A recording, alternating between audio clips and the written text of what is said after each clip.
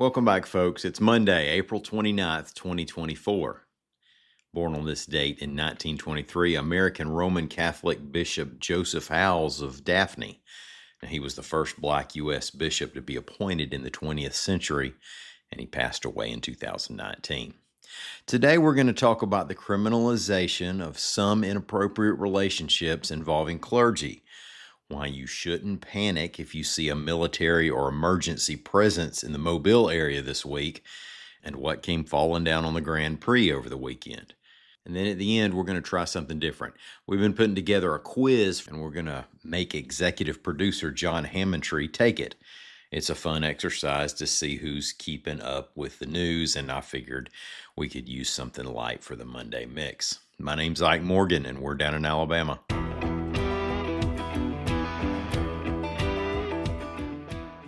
When a teacher is found guilty of having a sexual relationship with a student and put behind bars, somebody often asks the question, isn't the age of consent 16?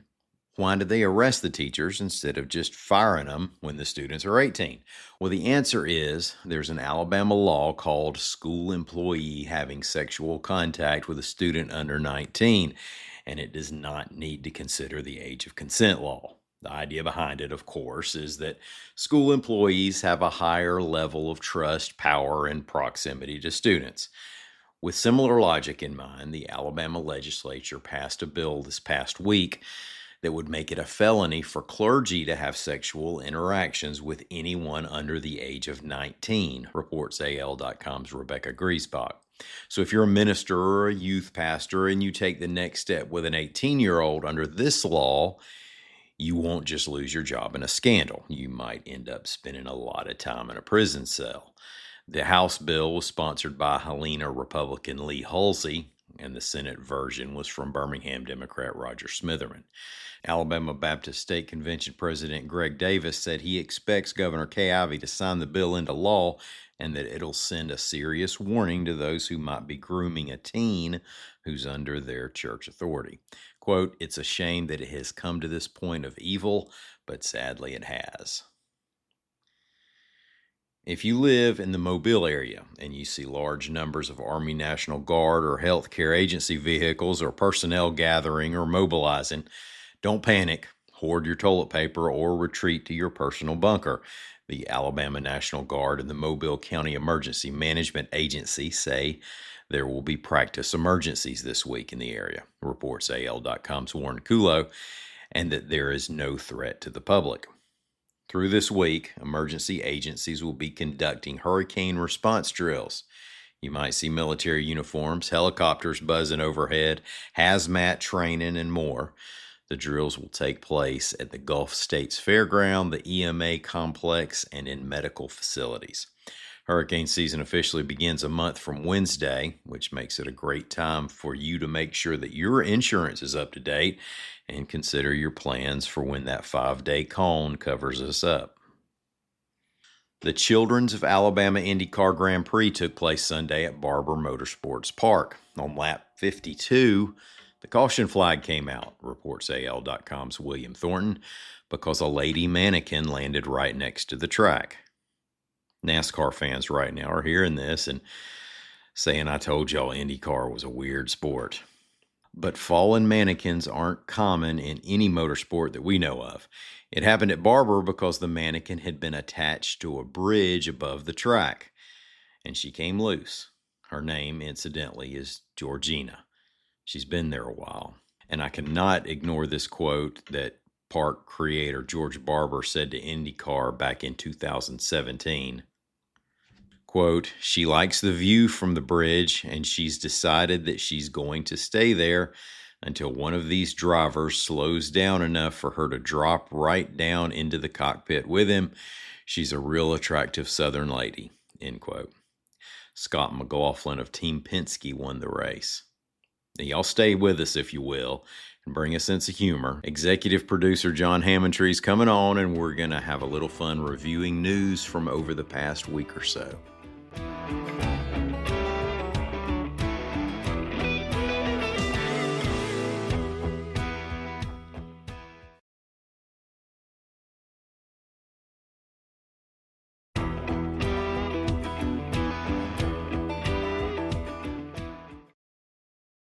Hey, folks, thanks for coming back. We're going to try something a little different this week. Over at the newsletter, we have a Down in Alabama newsletter that accompanies this podcast.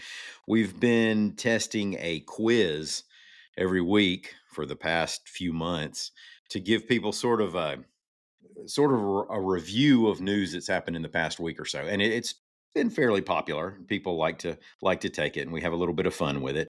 We thought we would bring that to this show and just you know throw it against the wall and see what happens, and y'all could listen along and see if you recognize the news story and what the right answers are. We've brought on the show John Hammondtree, who has actually been on the show. Well, you've heard him on the show a couple times, but he's been on the show behind the scenes during some of these interviews and has helped produce the show. What is your I'm sorry, you're like managing producer for podcasts or something I'm like that? I'm the head of podcasting for AL.com. I think my internal title is managing producer because that's the way it works in in the computer system in the hierarchy. But I just say I run podcasting for AL.com. He runs podcasting. We can say whatever we want to. That's right. It's our show, It depends right? on who I'm talking to. All right. Well, John has agreed to come on the show and take the quiz. So, and one of the reasons I asked John is because he has a podcast, The Reckon Interview, and he was nice enough to have me on there one time. Unlike what Ivana did with Facebook Live when she never invited me, John's actually had me on the show. So, in his neck of the newsroom, we kind of have a name. Yeah, and we've been plotting great things for podcasting since, I don't know, at least 2018, 2019. We'd be sitting in the newsroom talking about everything we were going to do with Down in Alabama and the Reckon interview. And it's exciting to just be working with you on it to do all this stuff. Well, it's been a lot of fun, and I hope people are getting something out of some of the interviews that we've done. Well, actually, I say interviews, closer to chats with fellow reporters who are more in the trenches and can let us go a little deeper on stories that we talk about here.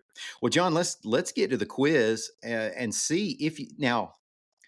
Let me start out by saying if you pay attention to the Down in Alabama podcast or the newsletter, you should ace this with no problem. So I'm not putting any pressure on you, but if you don't ace this quiz, we're going to have conversations about what we're reading during our day. I've been listening for 7 years, but it's different when you're sitting in the hot seat. It's easier to win Jeopardy or Who Wants to Be a Millionaire when you're watching it at home. But when you're in the seat yourself, I can't promise anything. You never know whether you're really going to be able to hit that buzzer. Um, let's start out with politics, something that is familiar to all of us. Um, I'm just going to go ahead and ask the question: which among the following Alabama lawmakers voted against the aid to Ukraine, Israel, and Taiwan? Now there were others, but which one from this list voted against it? Representative Terry Sewell, Representative Gary Palmer, Representative Mike Rogers, and Senator Katie Britt. It was Gary Palmer voted against it. Very good. I think that might be the most difficult question right off the bat there. Question number 2. Alabama Power recently imploded a 100-year-old electricity plant in this city. Abbeville, Enterprise, Gadsden, or Slapout?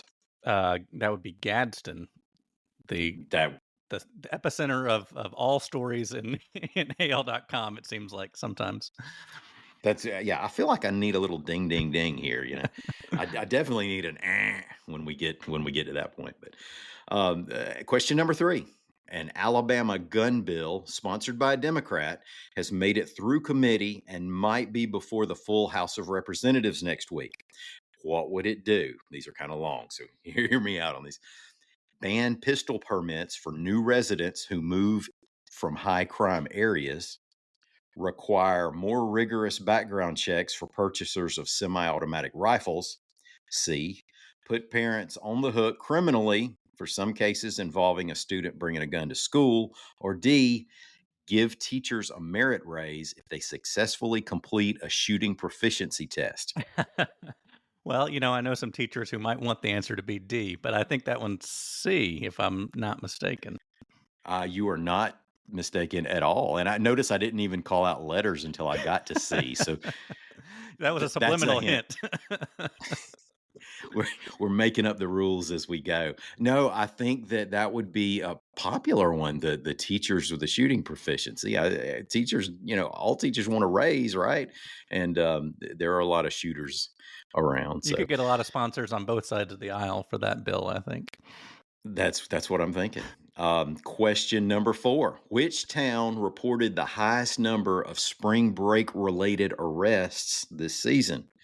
A. Orange Beach. B. Gulf Shores. C. Hartford. Or D. Zip City. Well, I don't think it's Zip City. I know you did this story earlier this week, and I think it's Orange Beach, but I'm not. This one I'm not 100% sure on. I think it's Orange Beach. I'm so glad I got to break that out. This has shaken me so much that I almost need to go back and double check myself to make sure I had it that I have it right.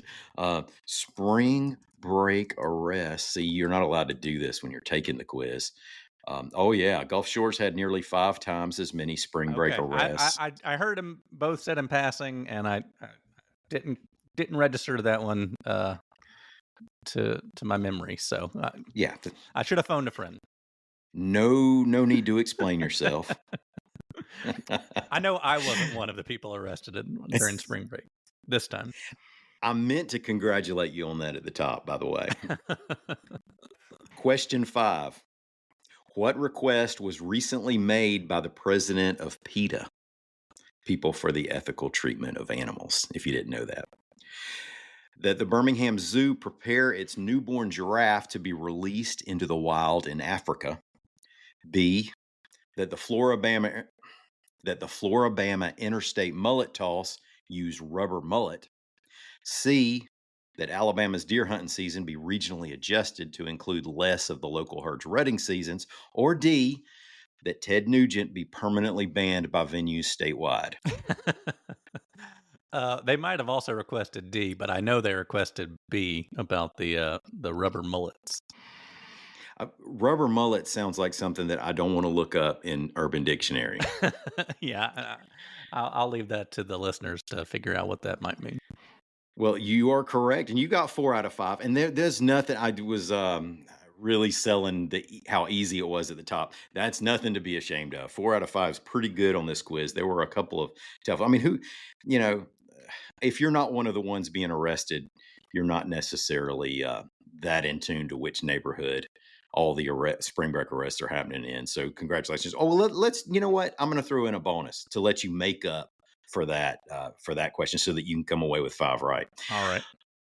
Question number 5, or number 6, the bonus question: Wawa, Bucky's, or Stuckey's? My son he always says, let's go to Bucky's house. He's all in on Bucky's right now. So I have to go with my heart and my child and say Bucky's. But even though Stuckey's is the one that I grew up going to, but Bucky's is the popular answer in our house right now. Well, unfortunately, that was a trick question. The answer is Junior Food Store, and not everybody will get that, but the ones that do, boy howdy. No, that was tricky enough. We're going to give it to 5 questions out of 6. Yeah, 5 correct answers out of 6 questions, including the bonus. Very good. Hey, I appreciate you doing this, John. That was fun. We might do this again. We'll see. Yeah, and if you stump me, don't hesitate. Or if you beat my score, don't hesitate to let me know. Tweet at me. Make sure or just better yet, let me know by leaving a review on Down in Alabama about how you beat my score, and help us out with that. If you get 5 answers, you need to give us 5 stars. That's what I'll say. That's right. Yeah, y'all do that. And especially if you're in Gulf Shore, or if you're in Orange Beach, particularly, send the hate mail to jhammondtree@al.com. I've gotten plenty over the years, so it won't be anything new. We get immune to hate mail. Well, thanks, John. I appreciate it, and thanks everybody for putting up with us. We enjoyed this. We're going to be back here again tomorrow. Until then, y'all come by anytime you want to and see what we're reporting on the internet at al.com.